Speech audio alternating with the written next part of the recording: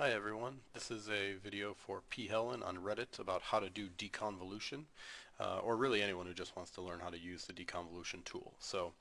I've already done a bunch of uh, processing of this image, so I'm just going to kind of show this one tool.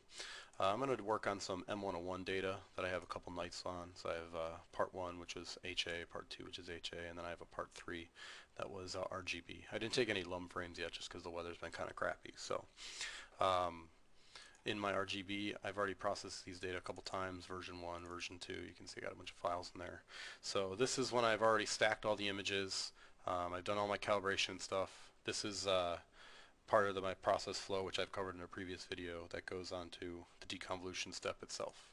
So to do deconvolution, what I did is right now, at least for this data set, I'm using the RGB, a synthetic LUM that comes from the extraction of a HA RGB combined. So I have the HA RGB stack, and this is my file organization method. Love it or hate it, it's what I use. And I'm going to take the synthetic LUM, and I already cropped it. So I have synthetic LUM, and it came from the HA RGB, and then I did DBE to get rid of the blue cast, and then I cropped it. So this is what I'm working with. You can see it's just black because it hasn't been stretched yet. So Control A to give a quick screen stretch. So here's my synthetic LUM from my one night of M101 RGB data. To do deconvolution, you need a couple things. So if we open up the deconvolution tool, it'll tell you what you need. So there's a couple different ways you can model the point spread function, PSF. The best way is to use an external one, meaning you have to make your own. So when you make your own, you need a tool called dynamic point spread function. So you need that guy. So we'll just set him aside.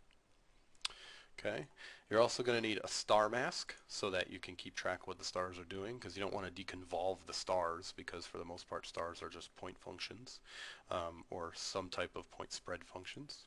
So I'll use the star mask tool, pull that up.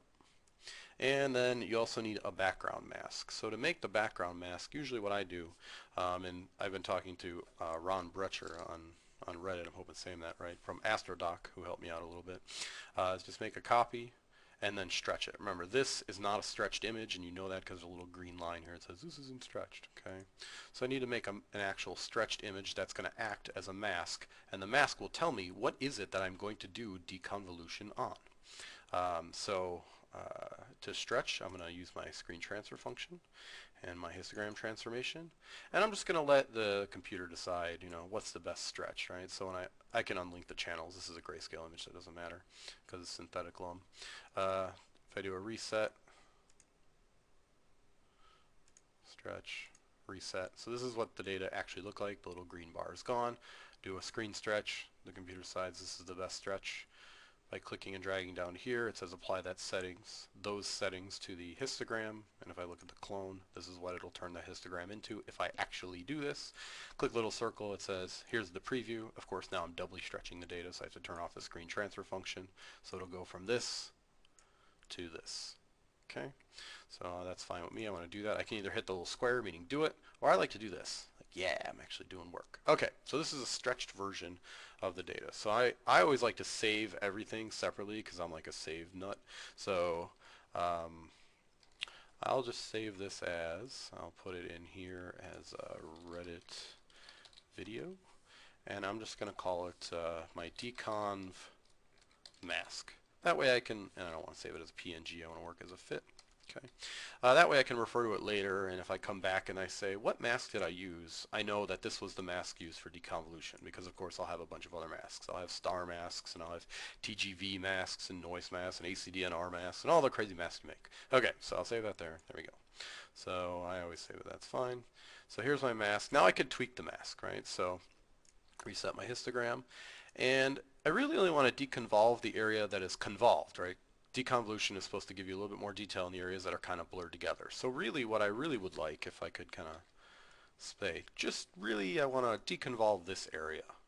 Right? This is really where some of it starts to blur towards the core. With M101, because it's not a barred spiral, because it's not a super tight spiral, the convolution's not too bad here, but I'm going to do it anyway. So I need to kind of modify my mask so that when I apply it, right, if I were to just take this guy and say, apply as a mask here, that's what this action I just did does. And I'm going to change this identifier real quick. So I'm going to give it the same name as my file name out of convenience, but you don't have to do that. I could just say mask1, it doesn't matter. I like to put the masks that I'm using down here. You can see the red area is the area that's blocked, right? And the white area is where in which whatever you're doing will apply. So it's not very strong effect. So I'm going to kind of tweak it a little bit. And you can see even in the red area, if I zoom in properly, let's try this. Like in the red area, it's like blotchy, right? It's a blotchy red. So it's like kind of masked, kind of not. So one of the ways I deal with that problem is first chuck that mask, remove mask, is by tweaking the actual stretch, right? So this is what I'm at now, and I'm just going to clip the blacks really. Maybe something like this, maybe something like that. You could go nuts and clip it like that, and you could stretch it too, right? So if I make this super bright like that, and then I apply it, it'll apply very strongly to the center, but not so strongly to the black area. So it's up to you to decide how you make your mask, and mask making is really an art in and of itself. So I'm just going to do kind of a generic. My mask might look something like that. Ron, of course, is much better making masks than me, but this is what I got, so take it or leave it. Okay, so I'm going to do that. I want to do this type of stretch to this image. Go ahead and do it. And there it is there. Quick save. And I'll apply it and see what happens. So you can see the white areas. Zoom in a little bit. The white areas are not terribly white. The red areas look a little blotchy in the core. Still a little blotchy out here. I might want to clip it a little bit more. So I'll mask, remove mask. Come back to here. Reset. This is where I'm at right now. And maybe I'll stretch it a little more. Something like that, right? It doesn't, I mean, it's up to you how you want to do it. For the purpose of this video, I think you can, this is how you make the masks. And then you apply the mask. I like to keep it minimized. If you hit Control K, it'll hide the mask. That's still applied because the little tab is brown, so it says you have a mask applied. Right? If you try to close the mask, it'll say, oh no, the image is unsaved, and you know this mask is being used and stuff. So that's a couple ways you can know this is masked. So Control K shows it. Control Shift I inverts it if you just want to work on the background instead of the selection, right? Red is what you're not doing stuff to, not red, or white is what you are doing stuff to. So I want to just deconvolve kind of this part right here. So I like to hide it just because I'm lazy. Then I say, well, what is it that I want to deconvolve? I want to deconvolve this area. That's my preview. So that's really what I'm going to focus on. So my mask is done. So the other two things I need, a point spread function and a star mask. Well, star mask is easy enough. I used all the default settings, click and drag. Give it a second or two. Doesn't take too long usually, at least not on my machine. It'll pop up a mask, and really it's just the brightest stars that need to be masked. All these little tiny blips in the background, not terribly big deal if you don't catch every little one. So come on, give me my mask. Okay, so here's my star mask. If I want to see the actual stars, a screen stretch by Control A says here's the stars that I'm talking about. Of course, I like to save it, so star mask, it already gives it the right name. Cool. That's done. This goes down here. The identifier is also the right name, so that's done. That guy's done. And screen transfer's done.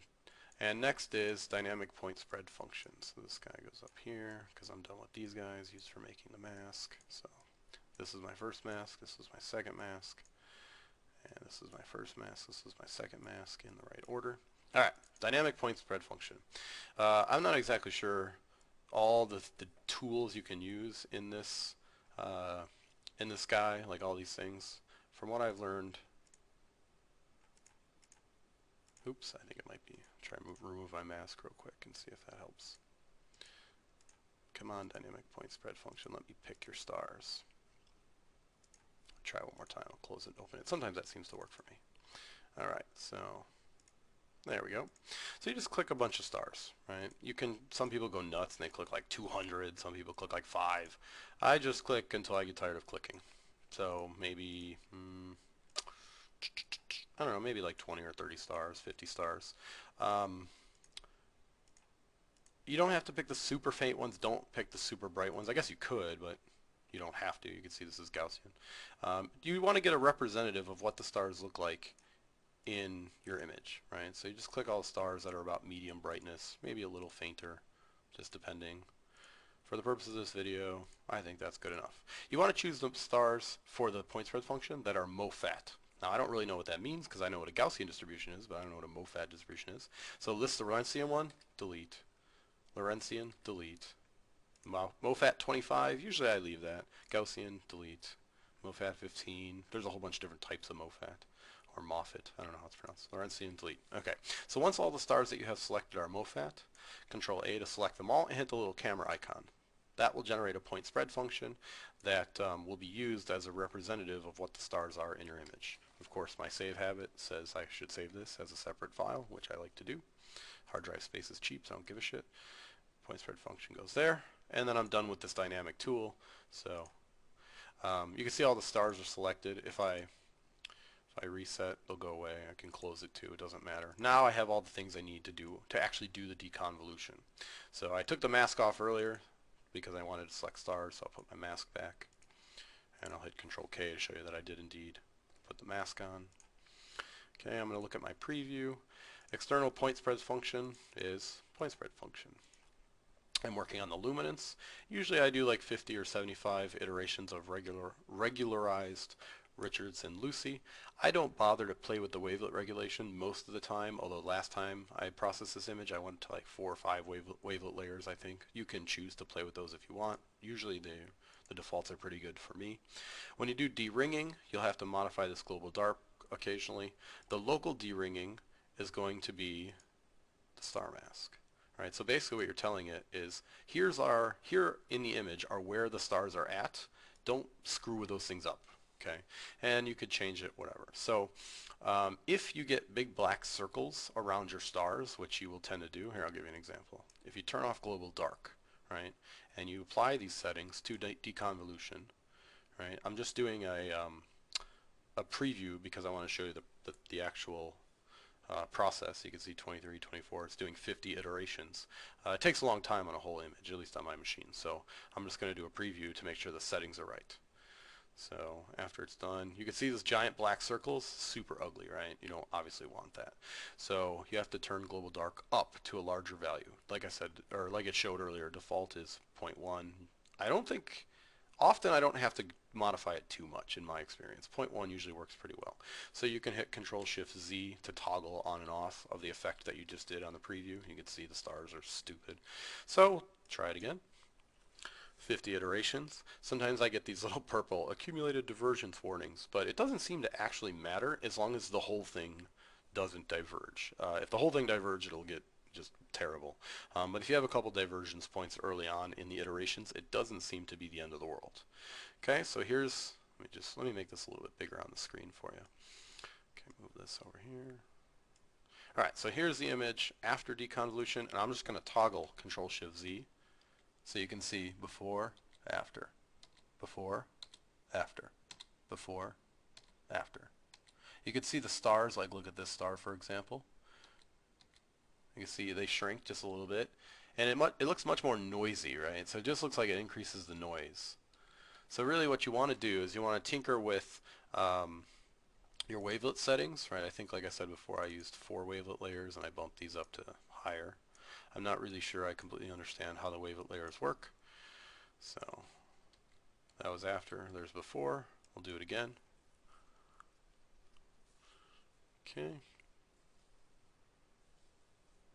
It'll crank through and then we'll do before, after, before, after. So by changing the mask, the star mask is pretty simple, but by changing the background mask or the selection mask, what you used, and changing your wavelet layers, you can kind of get different levels of deconvolution, so to speak. So that's before, after, before, after, before, after.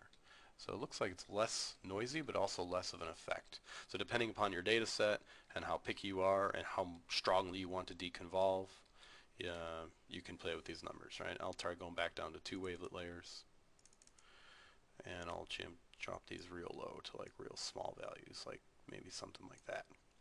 And I just play around with them until you get something that you like. That's really how I do it. When I was shooting DSLR images, I've often found that I never really had a data set worth deconvolving. So if you're shooting with a DSLR, it'll be helpful, I think, maybe, but it's really, for me, it didn't work out so well. And I don't know if that's just I don't know what I was doing or my data just sucked or whatever, but you know, that's just some of my experience. So let's do it again, before and after. So that's before, after, before, after. See, it looks quite noisy here in the core of the galaxy. I almost don't like that setting at all. I'm going to jump back here. So let's just reset the whole thing. So external point spread function is the one I picked, and I'll do about 50 iterations. I'm working on the luminance layer, deringing. I want to use my star mask to tell it where the stars are, and 3 and 2 Gaussian model.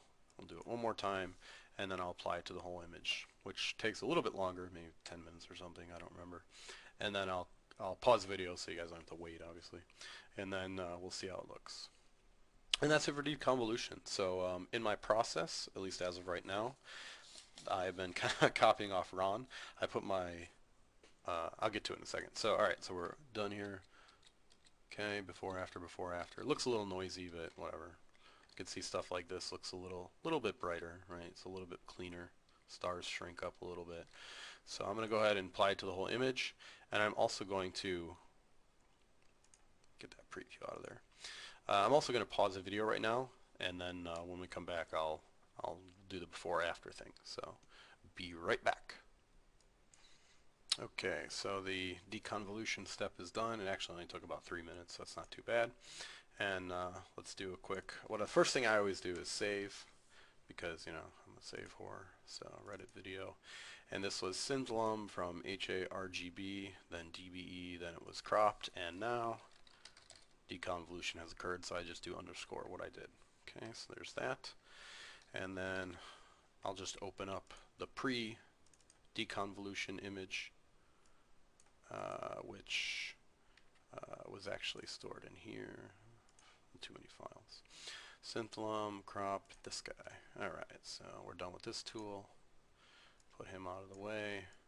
This does not need to be that large. Shrink this down. I'm done with this guy for now, so I'll just remove the mask. I'll show you a cool little trick too. So I'll do screen transfer function on this guy with Control A.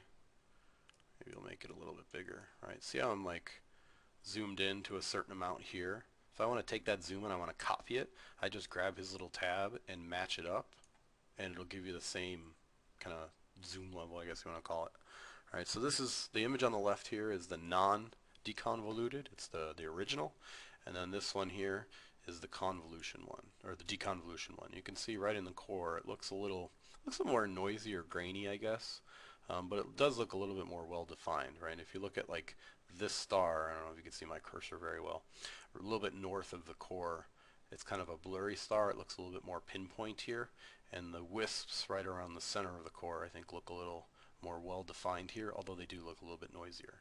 So the same thing goes for like this part, the northwest arm.